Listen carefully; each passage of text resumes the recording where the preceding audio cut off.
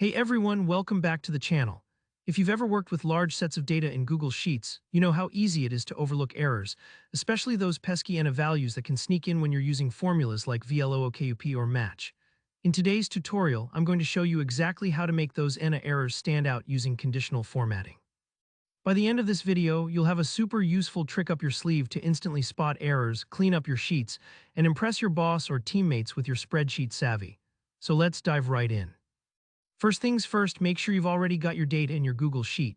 Maybe it's a list of products, student grades, sales data, whatever it is, this method will work. Take a quick look to familiarize yourself with where you might have formulas or potential errors. This will just help as you go through the steps. Now go ahead and highlight the range of cells you want to check for errors. You can do this by clicking and dragging across your data or simply clicking the column letter if you want to select everything in that column. For example, let's say your data is in column D from D2 down to the last row that's filled. Selecting the right area is important because everything you do next will apply only to this selection.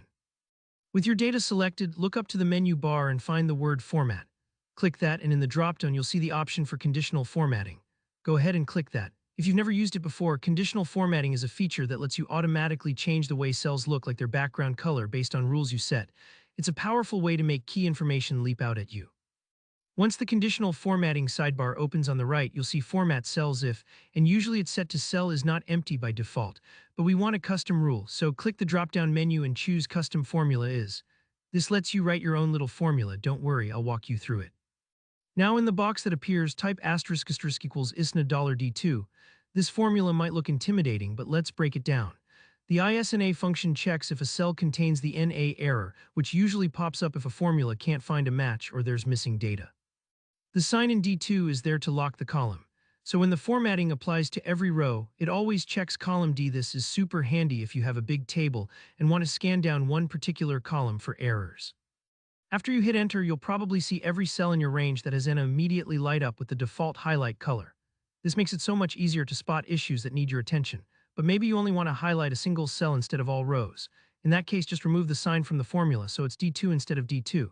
This lets the formatting move freely as it checks each cell individually, which gives you even more control over what gets highlighted. And that's it. Sometimes this process might take a few moments, especially if you're working with thousands of rows, so don't panic if you don't see changes instantly. So now anytime you or someone else opens the sheet, those ISNA errors will stand out clearly, helping you troubleshoot faster and keep your data in tip-top shape. If you found this tip helpful, make sure to hit that like button, and if you've got any questions or other topics you want me to cover, drop them in the comments below. I really do read them. And don't forget to subscribe for more clear, practical Google Sheets tutorials just like this one. Thanks for watching, and I'll see you in the next video.